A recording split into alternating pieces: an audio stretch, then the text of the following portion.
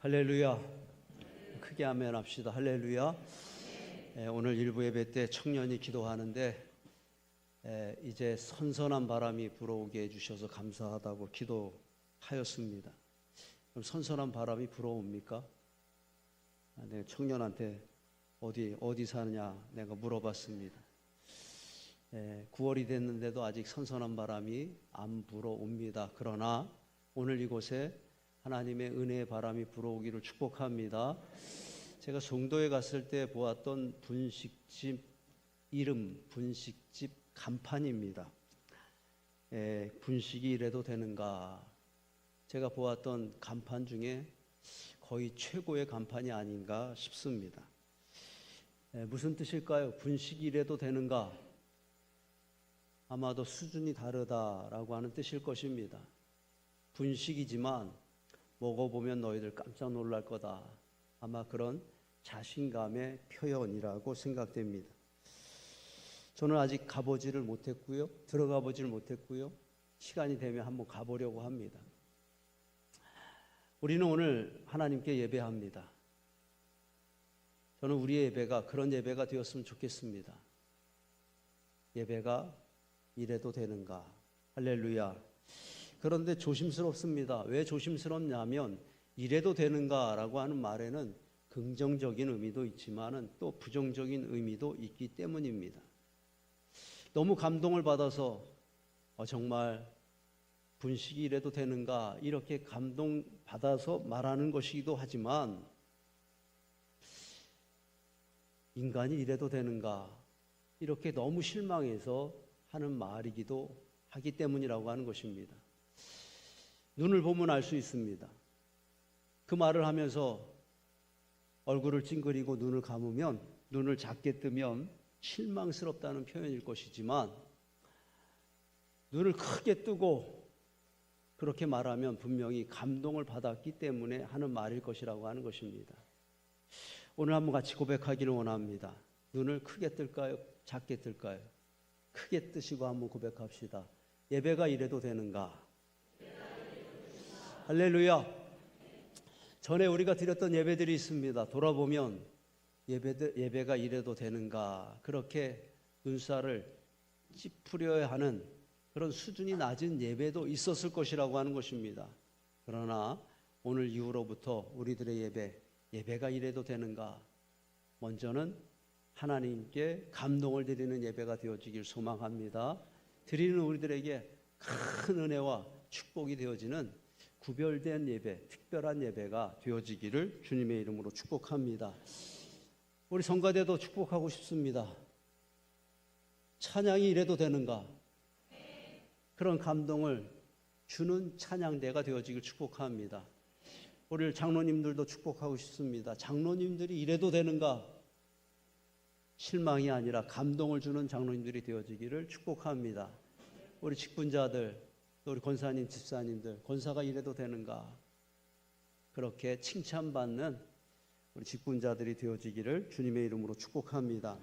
오늘 말씀의 시작을 봅니다. 7절 말씀을 보면 그 주간의 첫날에 우리가 떡을 떼려 하여 모였더니, 그들이 모인 이유가 기록되어 있지요. 무엇 때문에 모였습니까? 우리가 떡을 떼려 하여 라고 하는 것입니다. 떡을 떼려 하여, 이 떡을 뗀다고 하는 것은 성만찬을 의미하는 것입니다. 초대교회 예배는 반드시 성만찬과 함께 진행되는 것입니다. 그들이 떡을 떼려 하여 모였다라고 하는 것은 하나님께 예배 드리기 위하여 모였다고 하는 것입니다. 7절 말씀을 다시 보면 언제 모였습니까? 그 주간의 첫날에. 그 주간의 첫날이 여러분 무슨 요일인가요? 월요일이에요? 일요일이에요?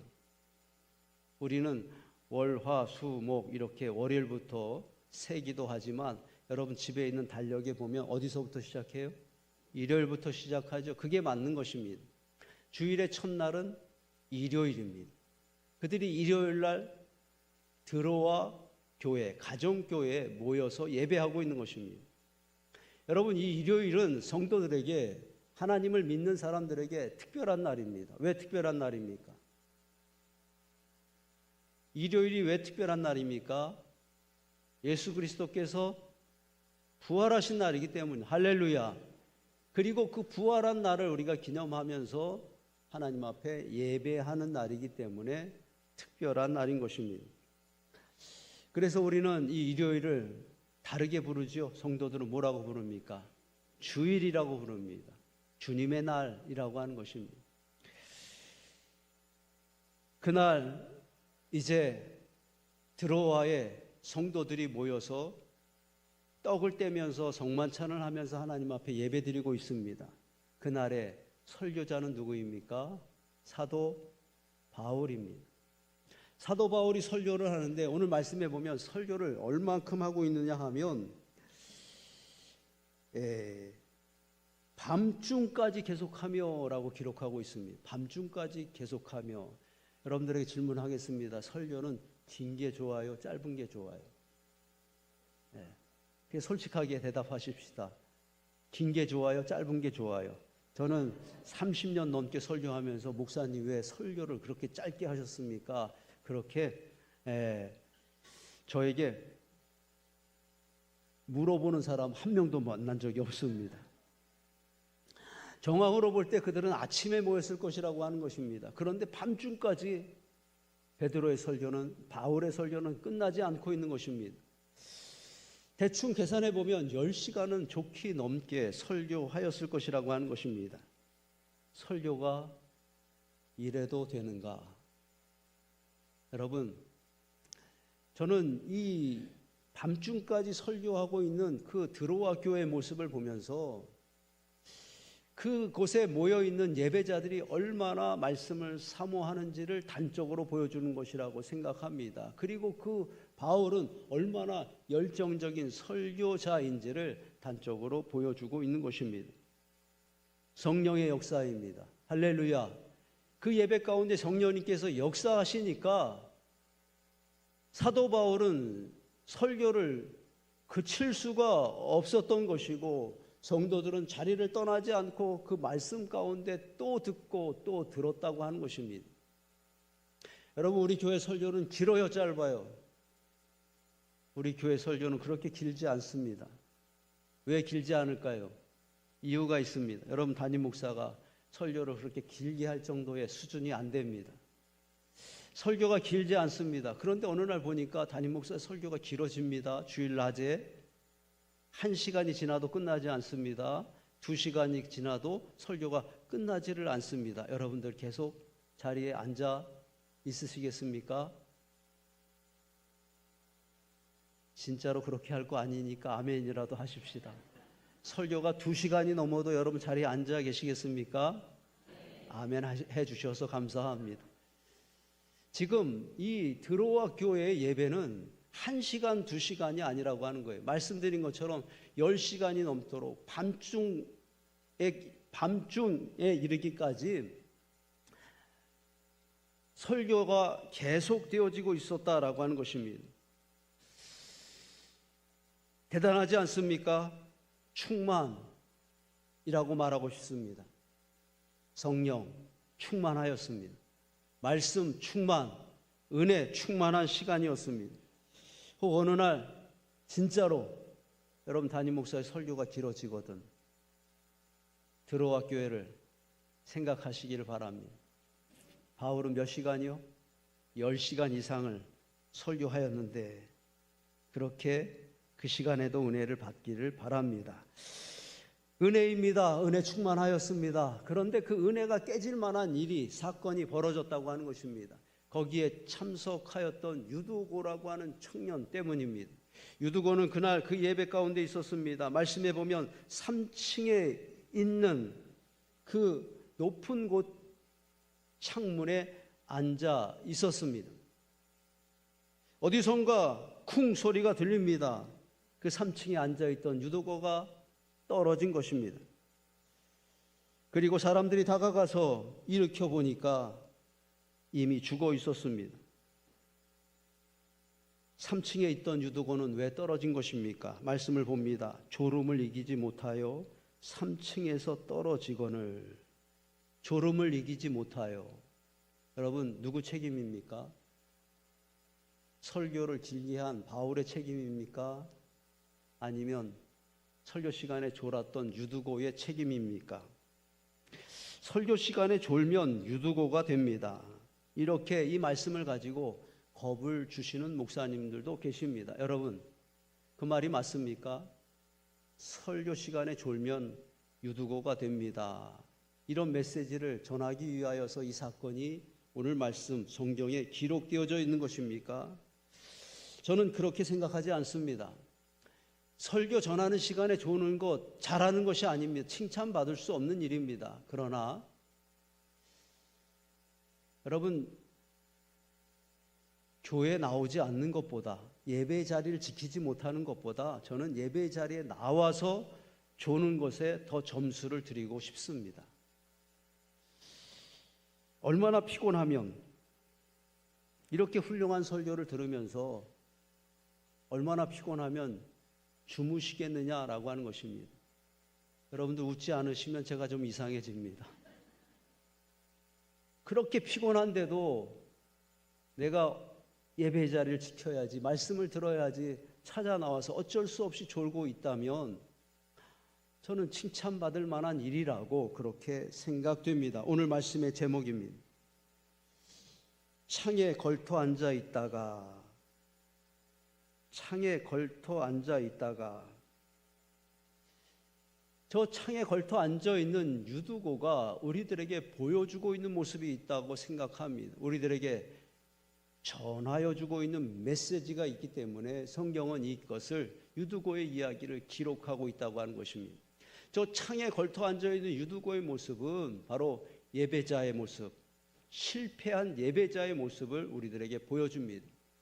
왜 유두고는 그날 창에서 떨어진 것입니까? 거기에 앉아 있었기 때문입니다. 창가에 앉아 있었기 때문입니다. 분명한 사실은 무엇이냐? 예배에 실패하였다고 하는 것입니다. 무서운 말씀, 두려운 말씀입니다. 유두고는 예배 시간에 창가에 앉아 있었고, 그 창가에서 졸고 있었고, 그래서 거기서 떨어졌고, 그래서 거기서 죽었다고 하는 것입니다. 예배에 실패하였기 때문입니다. 그런데 그가 다시 살아납니다. 왜 살아납니까? 역설적이게도 그 자리는 예배의 자리였기 때문이라고 하는 것입니다. 생각해보면 이 이야기는 아마도 복잡하고 더 심오한 메시지가 담겨져 있을 것입니다. 그러나 우리는 우선 이 단순한 메시지를 우리가 받으려고 합니다. 예배에 실패하면 안 된다라고 하는 것입니다.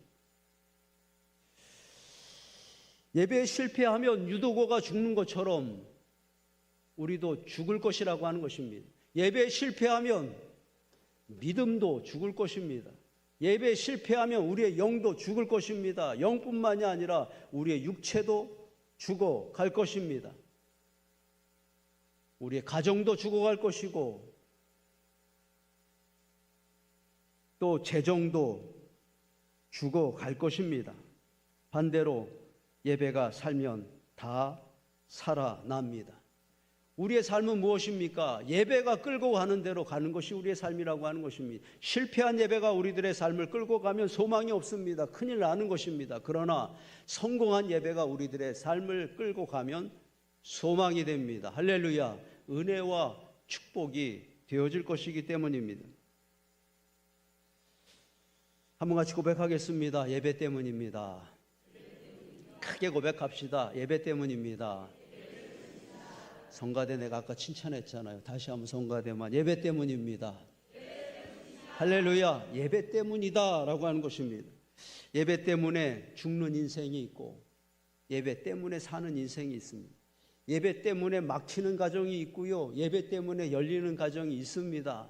저는 여러분들을 축복하고 싶습니다. 예배 때문에 사는 인생이 되어지길 축복합니다. 여러분 가정을 축복하고 싶습니다. 예배 때문에 열리는 가정이 되어지기를 원하고, 예배 때문에 부흥하는 가정이 되어지기를 축복합니다. 예배 때문이라고 하는 것입니다. 창에 걸터 앉아 있다가, 이 유두고의 모습은 예배의 실패자의 모습을 보여줍니다. 그리고 또 다른 모습을 우리에게 보여줍니다. 유두고는 지금 어디에 앉아 있는 것입니까? 교회 안에 있는 것입니까? 교회 밖에 있는 것입니까? 유두고의 시선은 교회를 향하여, 성전을 향하여, 말씀을 향하여, 은혜를 향하여 있는 것입니까? 아니면 세상을 향하여 있는 것입니까? 지금 말씀해 보면 예배를 드리기 위해서 많은 등불을 밝혀 놓았다고 말하고 있습니다. 극명하게 다릅니다. 바깥에는 캄캄합니다. 안에는 너무나 환합니다. 창가에 앉아 있는 유두고는 바깥을 내려다보다가 또 안을 내려다보다가 그의 마음이 나누어져서 반은 성전 안에 있었고 반은 성전 밖에 있었다고 하는 것입니다. 이것도 아니고 저것도 아닌 것을 회색지대라고 말합니다. 뭐라고 말한다고요? 회색지대. 지금 유두고는 바로 영적 회색지대에 앉아 있었다고 하는 것입니다. 분명한 자리가 아닙니다. 애매한 자리가 바로 회색지대라고 하는 것입니다. 우리는 누구입니까? 우리는 하나님의 자녀 아닙니까? 우리는 누구입니까? 크리스찬입니다. 크리스찬은 예수 그리스도를 따라가기로 작정한 사람들입니다. 예수 그리스도는 어디에 있었습니까? 어디로 가고 있었습니까? 한 번도 예수 그리스도는 회색지대로 나아간 적이 없었고 회색지대에 앉아 있었던 적이 없었다고 하는 것입니다. 예수 그리스도는 늘 하나님을 향한 자리를 지켜냈습니다. 생명의 자리, 복음의 자리에만, 사명의 자리에만 있었다고 하는 것입니다. 조롱을 당하고 모욕을 당할 때도, 채찍에 맞을 때도 그는 하나님을 향한 자리에 있었고요. 마지막 순간 십자가 위에서 피 흘려 죽으실 때도 그는 그 생명의 자리를, 그 복음의 자리를 떠나지 않으셨다고 하는 것입니다. 우리는 어떻게 살고 있습니까? 우리는 예수 그리스도처럼 하나님을 향한 자리로만 나아가고 있습니까? 아니면 유도구처럼 하나님의 자녀라고 말하지만 회색지대, 영적인 회색지대, 거짓 평안 안락의 자리에 앉아 있는 것은 아닙니까? 우리가 하나님의 자녀라고 말하지만 정말 우리가 생각하는 것이 하나님의 자녀다운 생각이었느냐라고 하는 것입니다. 우리가 말하는 것이 하나님의 자녀다운 말이었습니까? 우리가 선택했던 것들이 하나님의 자녀로서 부끄러움이 없는 선택이었습니까? 조금만 마음에 들지 않아도 또 내 믿음은 흔들렸고 또 나는 하나님을, 또 누군가를 원망하고 있었다면 내가 바로 유두고였었다고 하는 것입니다. 내가 바로 그 영적 회색지대에 앉아있는, 창가에 걸터 앉아있는 그 유두고의 모습이라고 하는 것입니다. 목사님, 나를 좀 내버려 두십시오. 나는 주일날 예배를 드리는 것만으로 족합니다. 저는 이렇게 말하는 분도 참 귀하게 여겨집니다. 진심입니다. 그렇게 결단하는 것, 주일 예배만큼은 내가 지켜야 되겠다, 그렇게 결심하는 것도 참 귀한 일이라고, 귀한 결단이라고 생각합니다. 그러나 내가 필요할 때만 은혜 받고 내가 주님의 몸된 교회를 위해서 한 번도 조금도 희생할 마음이 없다면 여러분 얼마나 이기적입니까? 분명 그 사람은 창가에 걸터 앉아있는 유두고의 모습과 닮았다고 하는 것입니다. 소아시아 7교회 중에서 라우디아 교회가 책망받은 이유가 무엇인지 여러분들 알고 있지 않습니까? 요한계시록 3장 15절 16절 말씀을 보면 내가 차지도 아니하고 뜨겁지도 아니하도다, 그것 때문이라고 하는 것입니다. 내가 이같이 미지근하여 뜨겁지도 아니하고 차지도 아니하니 내 입에서 너를 토하여 버리리라, 주님이 이렇게 책망하시고 있는 것입니다. 뜨겁지도 아니하고 차지도 아니하였기 때문에 라오디게아 교회는 책망받았습니다. 미지근하였기 때문에, 다시 말하면 이 라오디게아 교회는 바로 영적 회색지대에 앉아 있었던 교회였었다고 하는 것입니다. 이 라오디게아의 반은 하나님을 향하여 서 있었지만 반은 여전히 세상을 향하여 서 있었던 교회였다고 하는 것입니다. 라오디게아 교회는 바로 창문에 걸터 앉아있는 유두고의 모습을 정확하게 보여주고 있다고 하는 것입니다. 유두고는 왜 그날 창문에 앉아 있었던 것입니까? 그의 마음이 라오디게아 교회처럼 뜨겁지 않았던 것입니다. 미지근하였던 것입니다. 그 마음에 간절함이 없었던 것입니다. 어쩌면 그날 유두고가 왔을 때 앉아있을 자리가 없을 정도로 많은 사람들이 그 자리에 있었는지도 모릅니다. 그렇다고 하여도 여러분, 자리가 없다는 것은 무슨 말입니까? 일찍 왔다는 거예요? 늦게 왔다는 거예요? 늦게 왔다고 하는 것은 그 마음에 뜨거움이 없었던 것입니다. 유두고는 하나님께 예배 드리고 싶었습니다. 유두고는 하나님의 말씀을 듣고 싶었습니다. 말씀의 종 바울을 만나고 싶었습니다. 그러나 여러분, 간절함이라고 하는 것은 무엇입니까? 간절함, 이것 아니면 안 됩니다라고 하는 간절함인데, 이 유두고의 마음속에 하나님 이건 아니면 안 됩니다라고 하는 간절함이 없었기 때문에 그는 늦게 올 수밖에 없었고, 그는 3층 창가에 앉아 있을 수밖에 없었다라고 하는 것입니다. 생각해 봅니다. 여러분, 예배를 마치고 교회를 한 바퀴 돌면은 먼저 열심히 돈 사람에게 물을 한 병 드리겠습니다, 담임 목사가 말하면, 여러분 예배 마치고 교회를 돌겠습니까? 안 도시겠습니까? 안 도셔야 정상입니다. 집에 가면 뭐 물이 얼마나 많은데 이 더운 날 물병 하나 받자고 이 교회를 땀 흘려서 돈다고 하는 것, 좀 이상한 일이라고 하는 것입니다. 그러나 이렇게 생각해 봅니다. 여러분, 일주일 동안 물 한 모금 먹지 못했습니다. 그런 시대가 됐습니다. 물을 마실 수가 없습니다. 집에 가도 물이 없습니다. 그런데 교회를 한 바퀴만 돌면 물 한 병을 준다고 합니다. 돌아야 됩니까? 안 돌아야 됩니까? 꼭 도셔야 됩니다. 대충 돌아야 됩니까? 죽기 살기로 돌아야 됩니까? 죽기 살기로 돌아야 됩니다. 간절함의 차이라고 하는 겁니다. 여러분, 유두고가 창가에 앉아 있었던 것은 그 간절함이 없었다고 하는 것입니다. 나는 왜 영적 회색지대에 앉아 있는 것입니까? 나는 왜 아직도 미지근한 신앙 가운데 있는 것입니까? 간절함이 없는 것입니다. 힘들다고 말합니다. 죽을 것 같다고 말합니다. 그러나 아직 견딜만 한 겁니다. 아직 살만한 것입니다. 그래서 간절함이 없다고 하는 것입니다. 하나님 이것 아니면 안 됩니다 라고 하는 간절함이 내게 없기 때문에 나는 또 어제도 유두고처럼 창가에 앉아있는 인생이었다고 하는 것입니다. 은혜 아니면 살아갈 수가 없네. 예수, 오직 예수뿐이네. 그것이 바로 간절함 아닙니까? 은혜 아니면 살아갈 수 없네. 예수, 오직 예수뿐이네. 이 간절함이 여러분들의 믿음, 여러분들의 마음이 되어주시기를 축복합니다.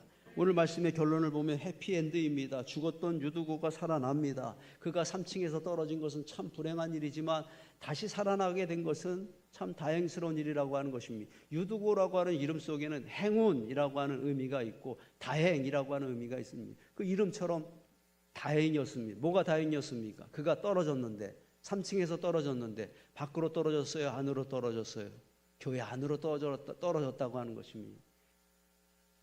예배 자리로 들어온 것입니다. 걸터 앉아 있었던 자가 예배의 중심으로 들어온 것입니다. 그리고 그곳에 누가 있었습니까? 하필이면 바울이 있는, 능력의 종 바울이 있는 곳에, 있는 시간에 그곳에 떨어졌기 때문에 다시 살아났다라고 하는 것입니다. 바울이 달려가서 그 죽은 유두고 위에 몸을 엎드립니다. 기도하는 것입니다. 여러분, 이 장면 어디서 보지 않았습니까? 누구를 닮았습니까?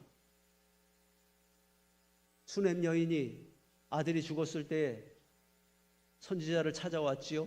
그 선지자가 그 여인의 집에 가서 죽은 아이 위에 엎드려 기도하였잖아요. 재채기를 하면서 그 아이가 살아나잖아요. 선지자 누구입니까? 선지자 엘리사를 닮았습니다. 할렐루야. 지금 바울은 엘리사처럼 그렇게 죽은 유두고 위에 엎드려 기도하고 있는 것입니다. 그리고 여러분, 저 바울의 모습은 누구를 닮았습니까? 겟세마네 동산에 엎드려 기도하시는 예수님의 모습을 닮지 않았습니까? 십자가 위에서 양팔을 벌려 피 흘려 죽으시던 그 예수 그리스도의 형상을 닮지 않았습니까?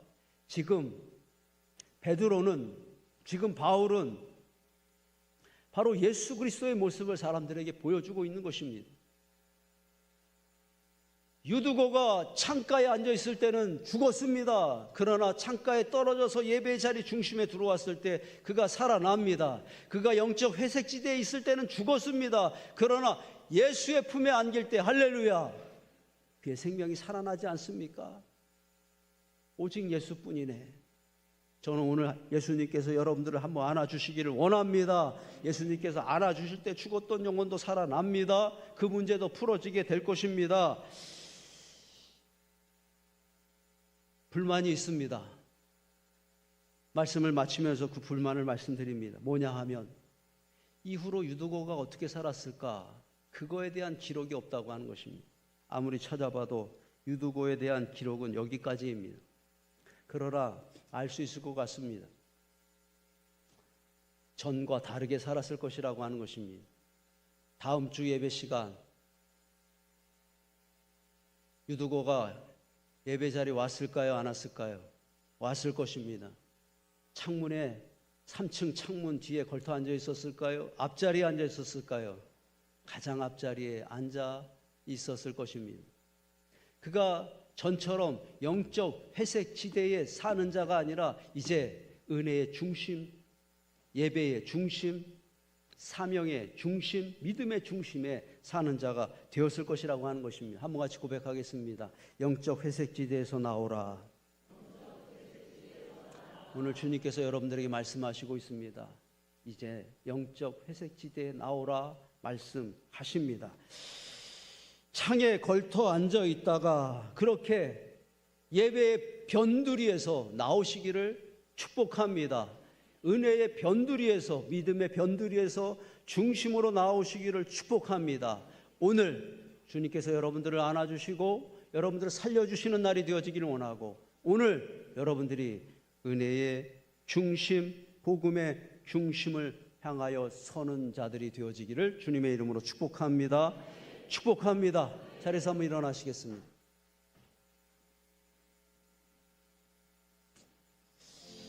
기도하는 마음으로 같이 한번 읽겠습니다. 창에 걸터 앉아 있다가 유두고가 3층에서 떨어져 죽었습니다. 예배에 실패하였기 때문입니다. 예배가 살면 삶도 삽니다. 예배가 죽으면 삶도 죽습니다. 창에 걸터 앉아 있다가 반은 하나님을 향해 반은 세상을 향해 유두고는 영적 회색지대에 앉아 있는 것입니다. 바울은 죽은 유두고 위에 엎드립니다. 그리고 유두고는 살아납니다. 영적 회색지대에 앉아 있을 때 유두고는 죽었습니다. 예수의 품에 안길 때 유두고는 살아납니다. 창에 걸터 앉아 있다가 영적 회색지대에서 내려오라. 주님이 부르십니다. 주님, 내가 나아갑니다. 예배의 중심 자리로, 은혜의 중심 자리로 나를 이끄소서. 아멘.